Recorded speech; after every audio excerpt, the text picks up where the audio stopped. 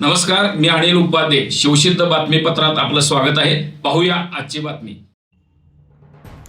हातकणंगले तालुक्यातील पेठवडगाव इथल्या पोलिसांनी 1 डिसेंबर 2025 रोजी घडलेल्या घटनेची तक्रार 24 मार्च 2026 रोजी दाखल करून घेऊन यामध्ये माजी पोलीस आयुक्त गुलाबराव पोळ यांच्या 27 जणांच्या वर जातीवाचक शिवीगाळ करणे, गळ्यातील चेन काढून घेणे, हातातील अंगठी काढून घेणे अशी खोटी तक्रार नोंदवून घेतल्याने या घटनेचा निषेध पोलिसांचा निषेध नोंदवण्यासाठी आज यादव आघाडीच्या वतीने लोकनियुक्त नगराध्यक्षा विद्याताई गुलाबराव पोळ यांच्या नेतृत्वाखाली शहरातून हाताला काळी पट्टी बांधून मूक मोर्चा काढण्यात आला. हा मूक मोर्चा यादव वाड्यातून निघून चावडी चौक, पद्मा रोड, व्यापारी पेठेतून नगरपालिका चौक, एसटी स्टँड चौक मार्गे बिरदेव चौक आणि तिथून पुन्हा नगरपालिका चौकात येऊन विसर्जित करण्यात आला. 3 महिन्यांपूर्वीची घटना आता का दाखल करून घेतली, त्याच वेळी का दाखल केली नाही असा सवाल उपस्थित करत पोलिसांनी दाखल केलेल्या खोट्या तक्रारीचा निषेध यावेळी करण्यात आला. या मोर्चामध्ये नगराध्यक्षा विद्याताई गुलाबराव पोळ, माजी पोलीस आयुक्त गुलाबराव पोळ, उपनगराध्यक्ष जवाहर सलगर, माजी नगराध्यक्षा विजयादेवी यादव, नगरसेवक अभिजित गायकवाड, गुरुप्रसाद यादव, विशाल वडगावे, शीतल कोळी, प्रवीण पाटील, मिलिंद सनदी, निवास धनवडे, अभिजित कदम, नगरसेविका सुमन कोळी, सुषमा पाटील, धनश्री पोळ, रुपाली माने, नीला जाधव, कल्पना भोसले, वर्षा पवार, सुरेखा अनुसे यांच्यासह अभिजित माने, सतीश पवार, आप्पासाहेब पाटील, रमेश पाटील, जयकुमार गणपते, रमेश दाभाडे, शिवाजी आवळे, राजाराम यादव, दीपक पाटील, जगन्नाथ माने, दिगंबर पोळ, जय कराडे, संजय सूर्यवंशी, माजी नगरसेविका लता सूर्यवंशी, अनिता चव्हाण, सचिन चव्हाण, संगीता मिरजकर, रोहिणी भक्ते, लक्ष्मीबाई माने, गीता कोरे, शोभा देसावळे, अभिजित पोळ, हमीराव ठोबरे, अनिल माने यांच्यासह सर्व नगरसेवक, नगरसेविका, यादव आघाडीचे कार्यकर्ते मोठ्या संख्येने सहभागी झाले होते. दरम्यान पोलीस ठाण्यातील तक्रारी संदर्भात शहरातील व्यापाऱ्यांना वेठीस धरू नये असे आवाहन विरोधी युवक क्रांती आघाडीच्या वतीने करण्यात आले होते. या बंदमध्ये व्यापाऱ्यांनी उत्स्फूर्तपणे सहभाग नोंदवला. आज ज्योतिबाची यात्रा असल्याने याचवेळी शहर बंद असल्याने यात्रेसाठी जाणाऱ्या परगावच्या भाविकांची मोठ्या प्रमाणात गैरसोय झाली. आजच्या बंदमुळे लाखो रुपयांची उलाढाल ठप्प झाली.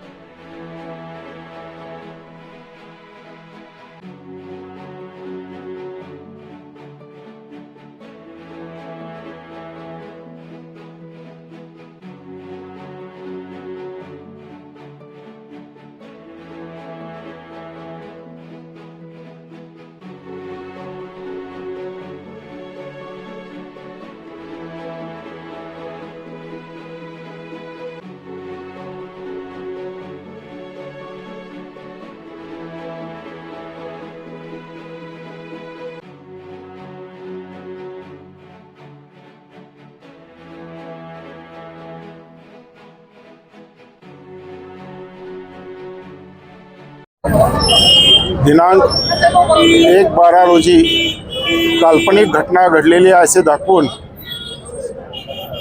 खोटा गुन्हा दाखल केला। त्यामध्ये मी स्वतः आणि इतर 27 अशा 28 जणांवरती गुन्हा दाखल केला।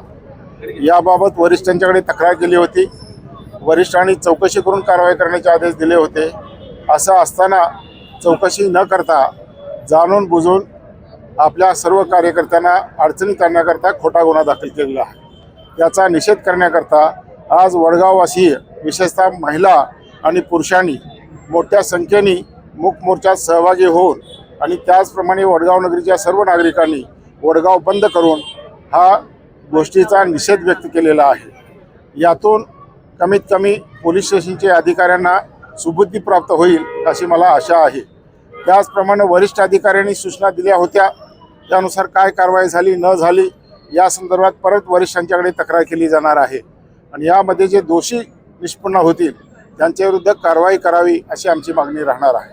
त्याशिवाय न्यायालयीन लढाई तर लढावी लागणार आहे, ती शेवटच्या टोकापर्यंत आपल्या सर्वांच्या सहकार्यानं आणि आशीर्वादाने लढली जाईल आणि त्यामध्ये आपल्या सर्वांच्या सहकार्याने आपल्याला यश प्राप्त होईल अशी मला आशा आहे। परत एकदा वडगाववासियांचे आणि मोर्चात सहभागी झालेल्या सर्व महिला पुरुष आणि त्याचप्रमाणे नगरपालिकेतील सर्व नगरसेवक नगरसेविका यांचे आभार मानतो आणि या ठिकाणी सर्वांनी आपापल्या निवासस्थानी शांततेने निघून जावं अशी सर्वांना विनंती करतो। जय हिंद, जय महाराष्ट्र।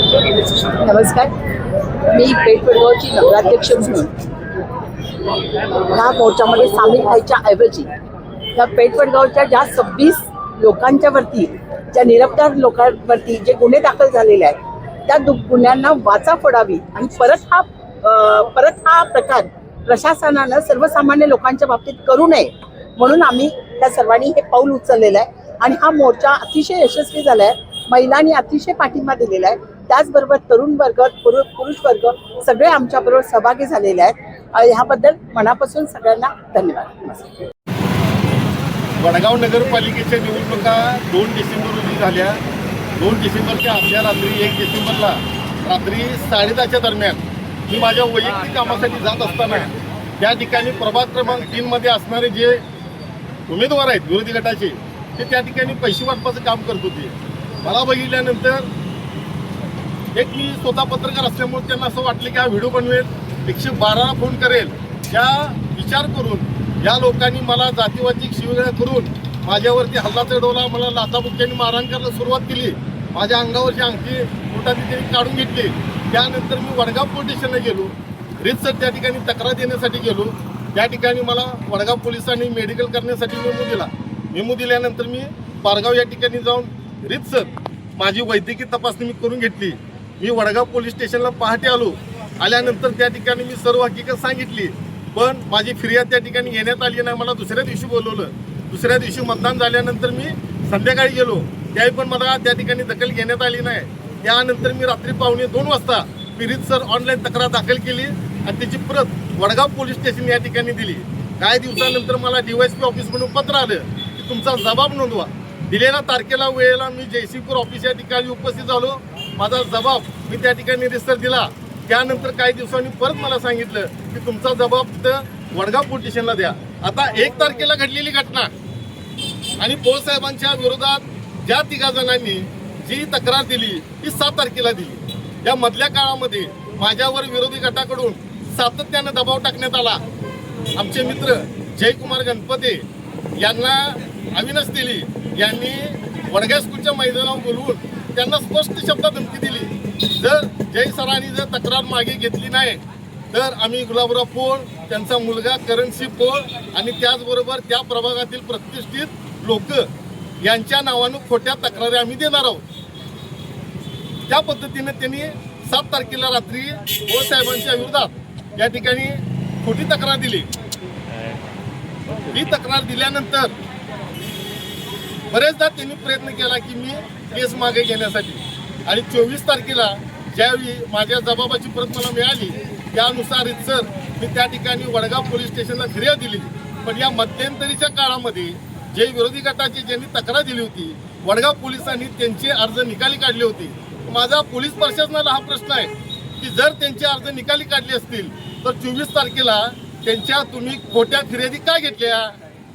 आज वडगाव पोलीस प्रशासनानं काय चुकीच्या पद्धतीनं आज जर आपण बघितलं तर पोळसाहेब हे निवृत्त पोलीस कमिशनर आहेत.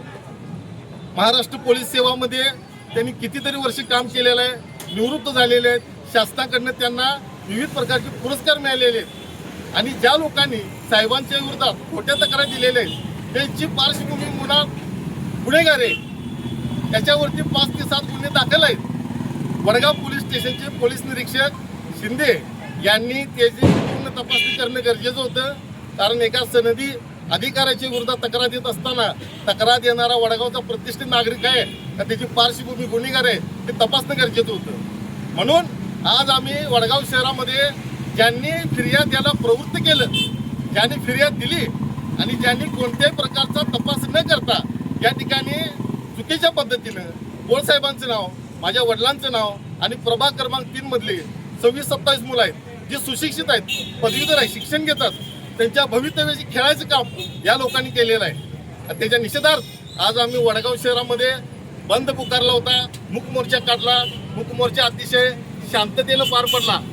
मी या निमित्तानं वडगावचे सर्व व्यापारी बंधू, नागरिक यांचं मनापासून आभार मानतो आणि वरिष्ठ पोलीस प्रशासनाला, अधिकाऱ्यांना माझी विनंती आहे की या केस संदर्भात आपण शहानिशा करावी आणि जे कोण संबंधित पोलीस अधिकारी असतील, कर्मचारी असतील, जे जबाबदार आहेत, ज्यांनी राजकीय सुडापोटी या पद्धतीनं चुकीच्या फिर्यादी करून नोंदवून घेतल्या त्यांच्याकडे कायदेशीर करावी.